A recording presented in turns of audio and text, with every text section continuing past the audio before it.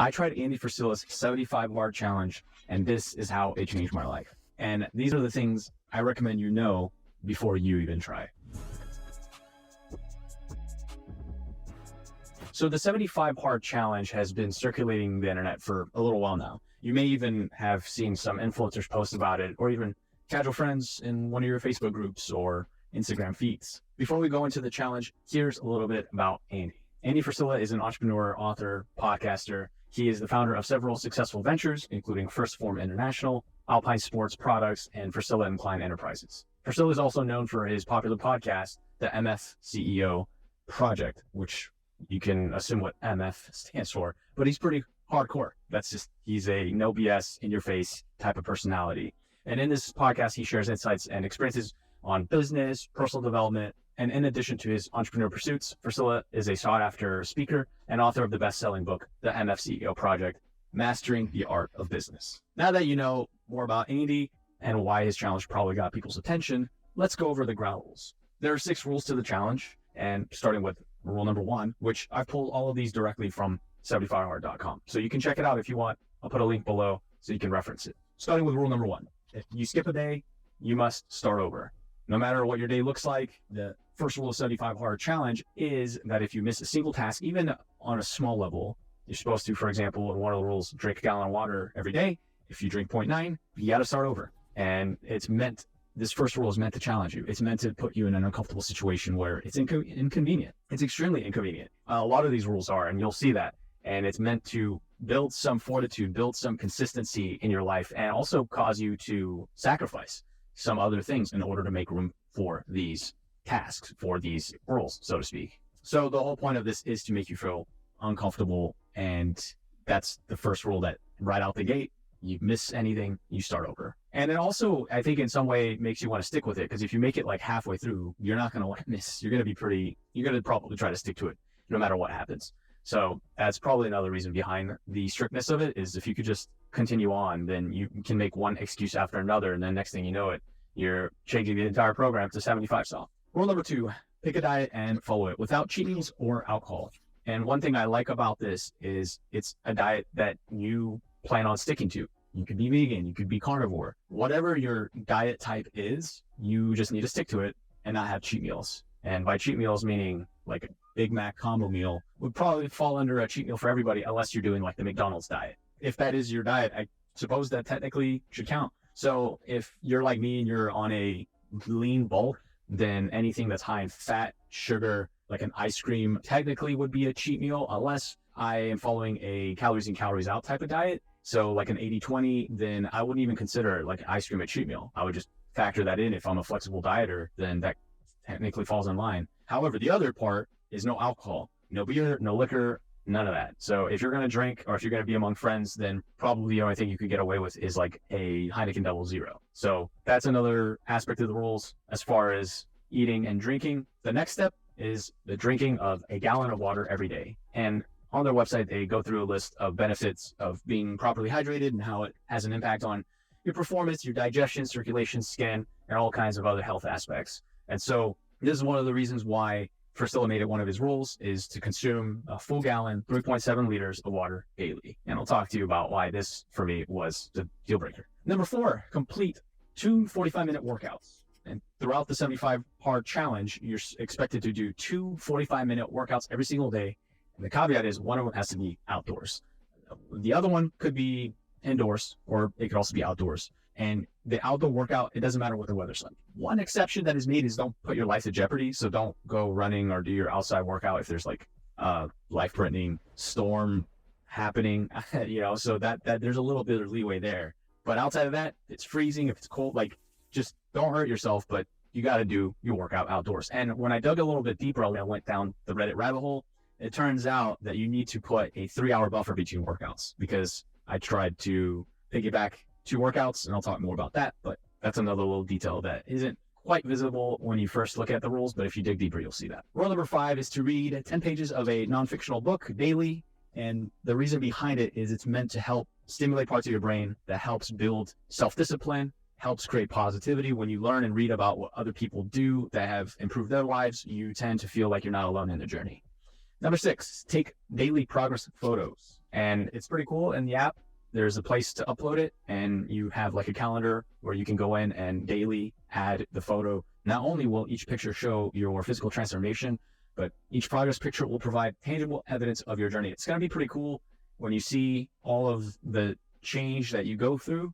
So I like that aspect, taking daily photos. So now that you know the rules, I'll go over each one and how they affected me. Rule number 1, starting over if you skip a day. I successfully completed 12 days without having to start over. Jerry Seinfeld's is very similar to the don't break the chain approach that Seinfeld had, I should say, when he gives advice to comedians, and it's to not break the chain. Although Seinfeld encourages you just to like make the chain longer next time, this one has no wiggle room. If you mess up, you start over and you start on day 1. So if you make it 2 days straight, then break, there's no aim for another 3 days next time. It's just 75 days. Now you could try the Jerry Seinfeld approach with this, and like if you make it 7 days and then next time you're going to try go for 8 days if you break, and just keep building on that. And then I guess you could eventually finish 75 hard that way, but it might take you a few years. Rule number 2, picking a meal without cheats or alcohol was pretty straightforward for me. I was on a low-fat, calorie deficit style diet. I was already working on cutting out my alcohol intake. I typically have a drink or two when I would go out for a guys' night, which was fun, family time with my dad and brother. We'd go to a steakhouse, watch some sports, talk about fantasy football. And this challenge cut that activity out, which kind of sucks because there's less family time. But that outing really would have a negative impact on the following day as far as my workouts would go and my mental clarity. So there was definitely a win there. And it just encouraged me and my family to find something else to do for fun. And that's been kind of a challenge, but we've all kind of got on that same bandwagon of improving our lives and getting healthier. So that activity sacrifice was worth it. Rule number 3, drinking a gallon of water every day. This was the deal breaker for me. I was hydrating before this challenge and felt a little bit better with the increased water intake, but had to use the restroom too many times in the middle of the night and all throughout the day. This ruined my sleep because I had to get up multiple times, sometimes 3 times in the night. I mean, you could say I have a small bladder, but I think I have an average sized bladder. But the mess up of my REM sleep was so disrupting, and it's really hard to get back to sleep when that part gets disrupted. So I also work out a lot out of a storage style warehouse that doesn't have a restroom nearby. So I would have to drive to a gas station a couple of times a day, which also had a negative impact on my productivity. Even if I wasn't at the warehouse and I'm working in my office doing some edits, having to drink a gallon of water, the drinking part was a little bit of a chore, but really having to use the restroom a lot, I just couldn't do it. And I heard that your bladder can improve. I guess it can adapt to your intake, or you can take supplements to help not have to go a lot. That was it for me. I figured if I change my office setting or my situation, maybe after I'm done bulking and building more muscle, I will go back to 75 hard and attempt to do the gallon of water a day, or spread out the intake, because I was cramming towards the end of the day. This probably is what affected my sleep, is I would make sure I drank that gallon, even if it was right before bedtime. So if I was to approach it differently with a gallon of water a day approach, I would start the morning with, full glass of water. Then I would do my workout and drink a glass while I'm doing my workout, then finish my workout and drink another glass, basically spread it out. Rule number 4, completing 2 45-minute workouts was fun and easy for me. I did find a specific detail, as I mentioned online, that there has to be that 3-hour buffer. So it was a little annoying that I couldn't use walking to the gym as part of my workout. So I had to adapt, and it was a minor inconvenience, but I get it. The whole point of that is to create the habit of an early morning task, and then maybe forcing you to create a break in between your work routines to like do another workout, or just kind of change up your schedule and not feel stuck to a desk. It's going to be hard for a lot of people to pull that off, but I guess if you wake up earlier, you can tackle this approach.